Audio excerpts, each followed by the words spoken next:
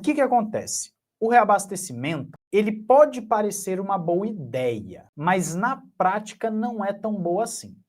Na era do reabastecimento na Fórmula 1, os carros saíam mais leves, o que é muito legal, né? Fica ali, os caras vão mais no limite, isso é legal. Só que a quantidade de disputas, de ultrapassagens na pista, diminuiu absurdamente. Eu tenho os dados guardados aqui em algum lugar. Diminuiu vertiginosamente. Você não tinha briga na pista. Aí você vai falar, mas Matheus, tem um monte de vídeo na internet mostrando as brigas, que nem essa aí, ó.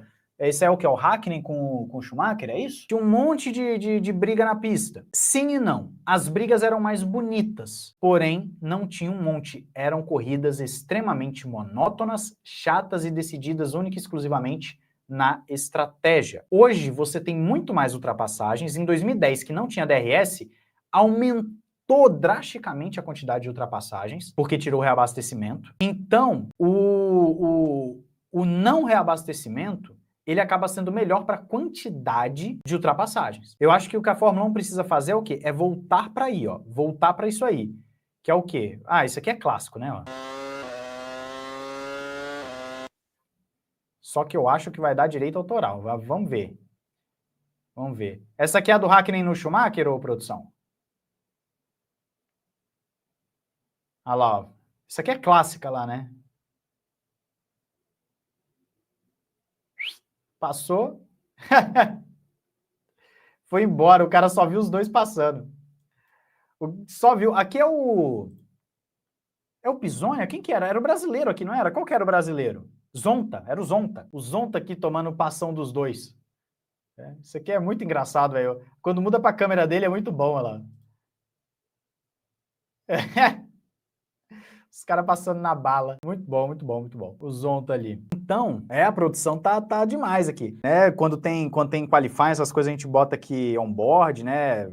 Essas coisas para o Grande Prêmio, é bem legal. Então, o que acontece? O reabastecimento, Matheus, ele não é tão bom assim, ele tiraria muito da disputa. Mesmo em 2010, que não foi uma grande temporada, você vai ver que aumentou drasticamente. Deixa eu pegar aqui esse dado, eu vou pegar para não falar de cabeça. Vou pegar agora, tá? Porque tem um banco de dados de ultrapassagens. Deixa eu ver se eu acho ele aqui rapidinho para mostrar para vocês. Eu vou até compartilhar a tela, tá? Vou até compartilhar a tela aqui, ó. Deixa eu botar. Apresentar. Janela F1 Overtaking. Aí, deixa eu botar aqui, ó. Eu tenho que remover essa aqui. Já vou ler o superchat aí, deixa eu só mostrar para vocês aqui a questão das ultrapassagens.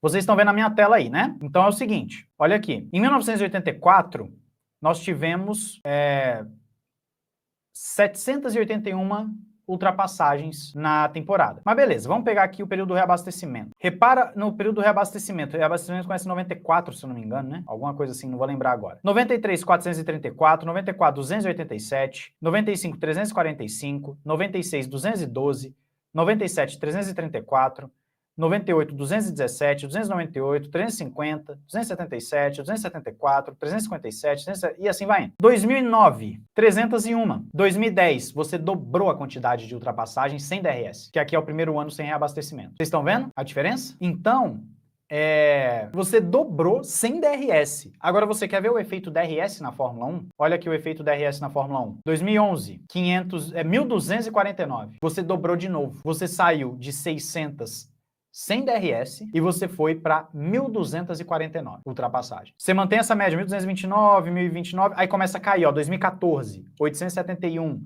aí 2015, 629, 2016 aumenta para 1.097, 2017 cai muito, por quê? Os carros ficaram grandões, os carros ficaram parrudos, mais difíceis de ultrapassar, aí diminuiu, ó, para 500. Aí foi para 700 em 2018, 900 em 2019, 600 em 2020. 807 em 2021. E, curiosamente, 2021 é uma temporada muito melhor do que várias dessas que a gente falou aqui. Porque não é só ter ultrapassagem, é a qualidade também. E a qualidade foi o quê? Foi na ponta. A gente viu ultrapassagem na ponta. A gente viu ali os caras se brigando. 2022, novo regulamento. 994, 1.101 em 23, 930 em 2024. Ainda não tem os dados de 2025. Então, você vê que na era DRS você aumentou muito a quantidade de ultrapassagens. Só que pegando 2010 e 2009 aqui, 301 e 2010, 615, sendo que você vê que todas as temporadas com reabastecimento, a média era 200 ou 300, você já vê que o reabastecimento não é uma boa ideia para briga na pista, beleza? Eu espero ter tirado a dúvida, galera. Eu espero, tá? Ter tirado... as ultrapassagens da DRS não são na reta, eu concordo. Eu concordo, Eduardo. Tem que melhorar a qualidade da ultrapassagem. Tem que melhorar. Eu concordo aqui com o Luiz, aumentou a ultrapassagem sem qualidade. Que é o que eu falo. Desde que o DRS foi implementado em 2011, agora qualquer briga na pista é punido, a não ser que seja no DRS. Por isso que eu odeio tanto esse negócio de punição, por isso que eu falo tanto do negócio de punição, beleza? Bom, chegou aqui o superchat que eu fiquei de ler do Leonardo. Você acha que atualmente o piloto é quantos % responsável em ganhar um título? Sei que o Max é fora da curva, mas e um Stroll com o melhor carro, por exemplo, você acha que teria condições? É uma pergunta excelente, Se a produção puder me dar uma foto aí do grid da Fórmula 1, quando eu digo grid dos carros ali alinhados para largar, algo assim. Bom, Leonardo, sempre é difícil fazer essa porcentagem do quanto é piloto e o quanto não é. Mas eu diria que o piloto ainda é responsável por aí, quem sabe, uns 30%, 40%. Por quê? Presta bem atenção no que eu vou falar agora, porque essa informação é importante. E eu sei que alguns vão torcer o nariz para isso, mas é o seguinte, eu já falei isso numa live com o Adalto do Auto Race. Não lembro se foi aqui no canal ou se foi lá, tá? Não lembro. Olha só, isso aqui é importante, galera, presta atenção. Hoje em dia, o carro chega muito pronto para o piloto. Então eu vou colocar em números aqui só para a gente poder ter uma noção, tá? Para vocês entenderem o que eu estou querendo dizer. O carro chega, vamos supor, 90% pronto para o piloto. Esses 10%, ele vai achar ali fazendo os testes no treino livre e na capacidade dele de acertar carro, de conduzir o carro. Esses 10% vai ser da habilidade dele ali e tal. Só que tem um problema. Hoje em dia, o nível dos pilotos é muito parelho, é muito próximo. Até um Stroll da vida tá mais próximo do Verstappen do que o cara que pilotava contra o Senna, que era bagre, que era amador. Porque hoje em dia, os pilotos têm que ser profissionais e têm que ter superlicença. Antigamente não. Então a diferença no grid era muito grande de capacidade de pilotagem. Então o Verstappen, com a habilidade dele, faz o carro ir para 98%. O Stroll faz o carro ir para 95%, 96%. Fica próximo, entendeu? Isso eu estou colocando em números aqui só para você exemplificar. Estou falando de performance. Essa porcentagem aqui é performance. Antigamente, o carro chegava a 50% para o piloto, 40%. E aí ele tinha que, na raça ali, entender de mecânica, tinha que fazer as coisas, tal, por isso que a gente tá falando que Piquet é gênio, tal, tal, tal. E aí, vamos supor, o Senna chegava lá com a habilidade pura dele de velocidade, botava o carro em 90%.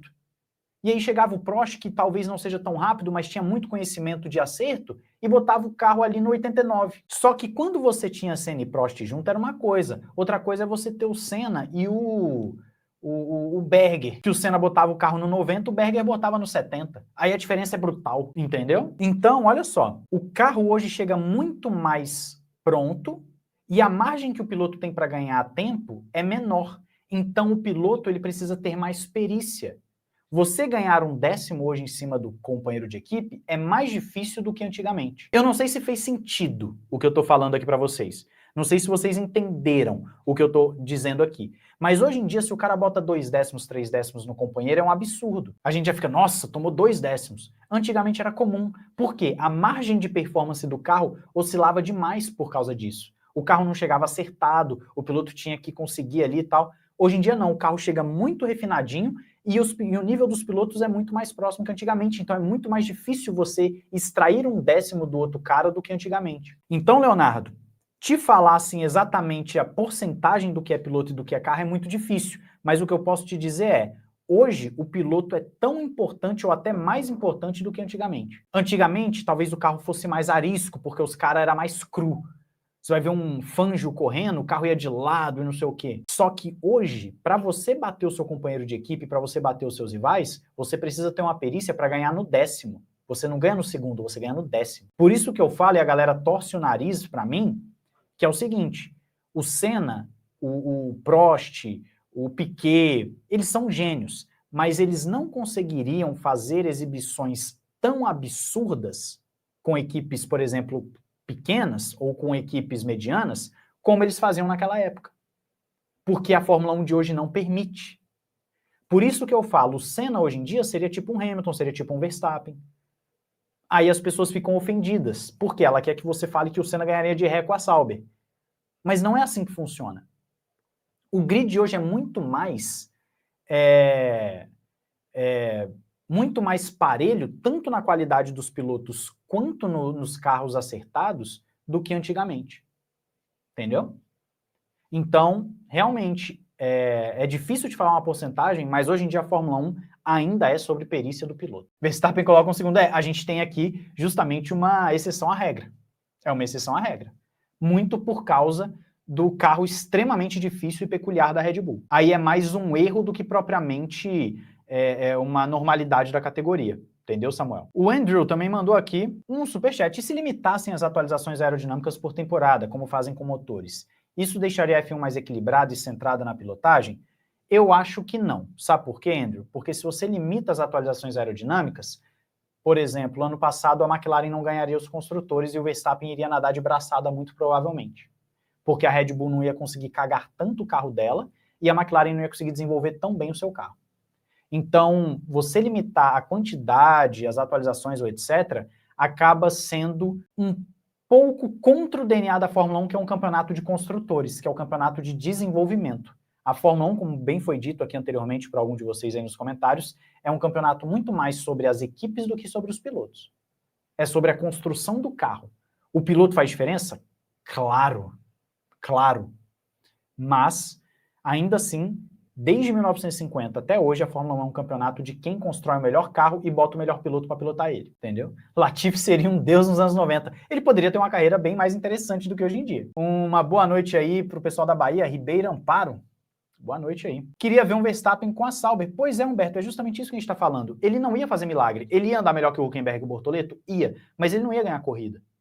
A não ser que fosse uma corrida totalmente atípica, que todo mundo bateu no safety car na última volta, trocou pneu na hora certa e beleza.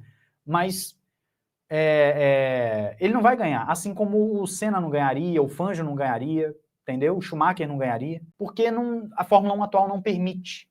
O que o Senna fazia com a Toleman, hoje em dia não é tolerado, a Fórmula 1 não permite, os carros não permitem isso.